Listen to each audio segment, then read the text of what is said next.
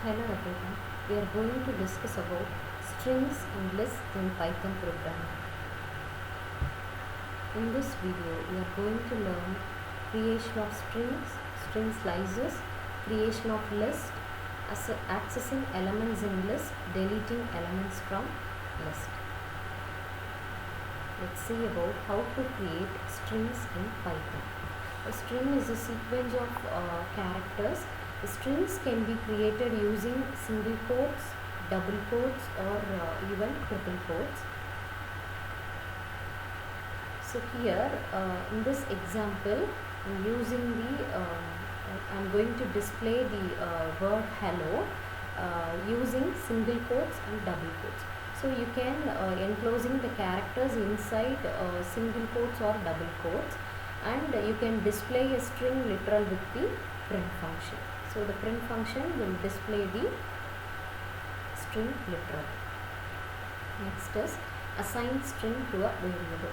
So we can assigning a string to a variable with the help of the equal, that is the assignment operator equal sign. Here in this example, a is a variable, a equal to hello. So the value hello will be assigned to the variable. So with the help of the print statement, we are displaying the string literal. So the output is hello. Next is string slices. So you can return a range of characters by using a slice syntax. So specifying the start index and the end index separated by a colon to return a part of the string. So Python slicing can be done in two ways: slice constructor and extending indexing. So the slice constructor creates a slice object. It representing the string specified by the range, start, stop, step. So these three parameters we can use to while using slice constructor. So the syntax is slice stop. So the stop parameter is used for ending index. So where the slicing of object stops. So slice, start, stop, step. So the start parameter is used for starting index where the slicing of object starts, and the step, it is an optional argument. So this argument determines the increment between each index for slicing, and the return statement returns the sliced object containing elements in the given range. Next, this is an example for positive and negative indexing. So the positive indexing starts from 0, and the negative indexing starts from 0. So usually the negative comes into considers when tracking the string in reverse order. So this is an example using slice constructor. Here I am assigning a value as string to the variable string and using the slicing operator. First statement s1 equal to slice 3. So this parameter indicates that it is a stop indexing. So the indexing will stop, it starts from 0 and it stops 3. So the value in this output, the letters A, S, T will be printed. So the indexing starts from 0. In the index 0, the value A is stored. So the letters A, S, T will be displayed. And in the second statement, S2 equal to slice 1, 5, 2.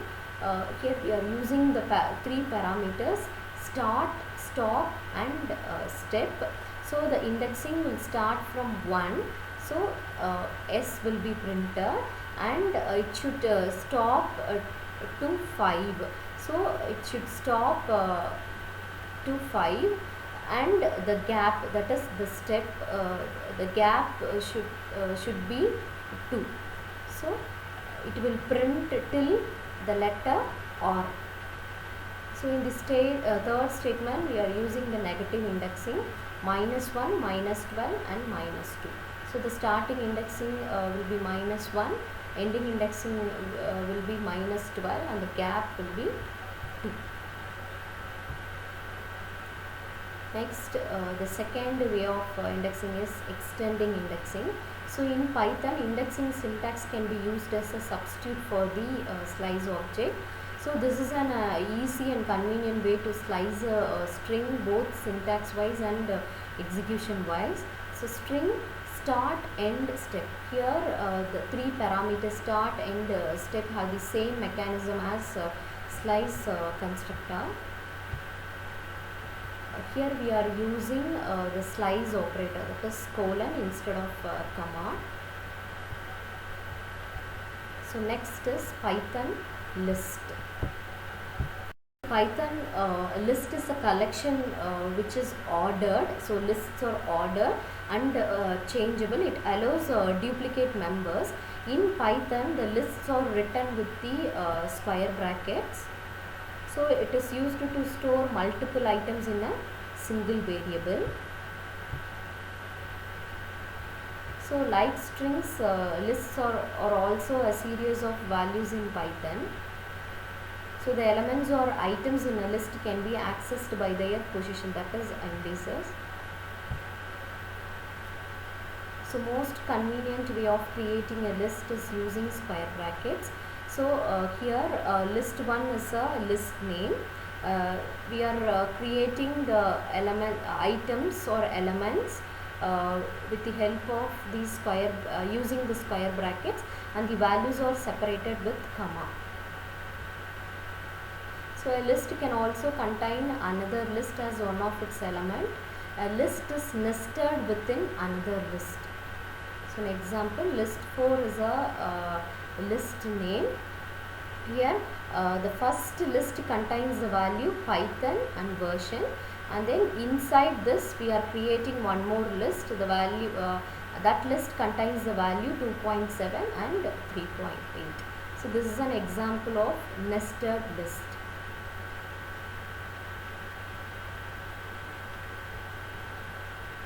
So lists are mutable. So the value of any element inside the list can be changed at any point of time. That means mutable. So the values can be changed at any point of time. So the elements of the list are accessible with their index value. So usually the index starts with 0 and ends with n-1 if the list contains n elements.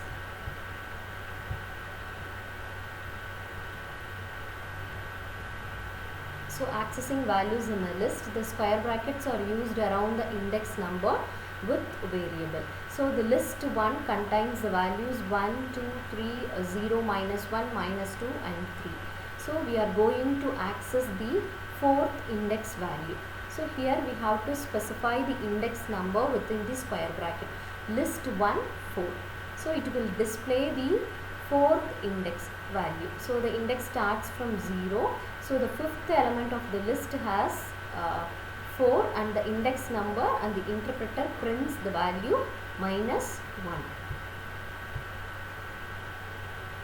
So to change the value of a list, we are simply using the assignment operator, that is equal sign. So list 1 of 4. So in the 4th index we are going to change the value as -1. So after printing this, the value -1 in the 5th element is now changed to -4.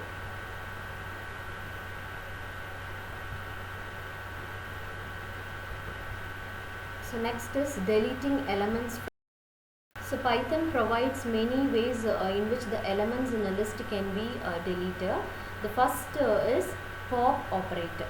So if the index of the element to be deleted is known, pop operator is used.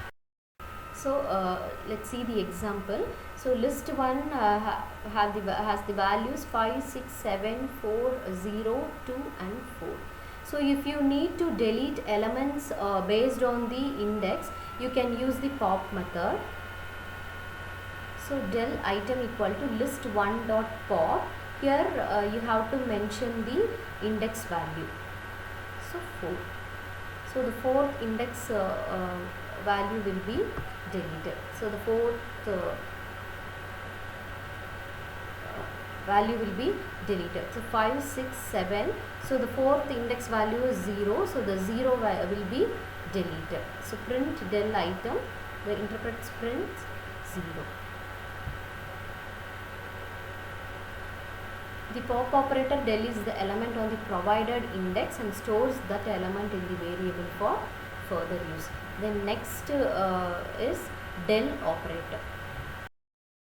So same like pop operator, the del operator deletes the value on the provides index, but it does not store the value for further use. Here is an example. List 1 having the values 5, 6, 7, 4, 2, 1. So del is a keyword used to delete the value in the list. So del list of 3.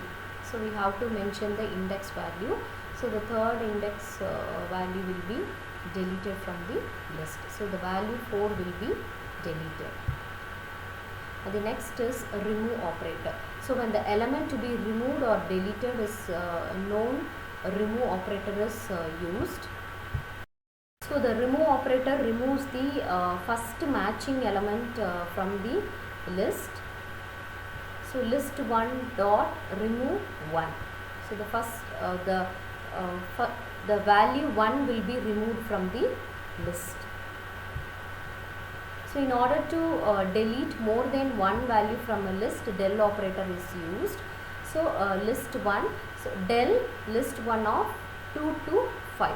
So the index values from 2 to 5 will be deleted from the list. So in a nutshell, we have learned the creation of strings, creation of list and different ways to delete the list elements. Thanks for watching.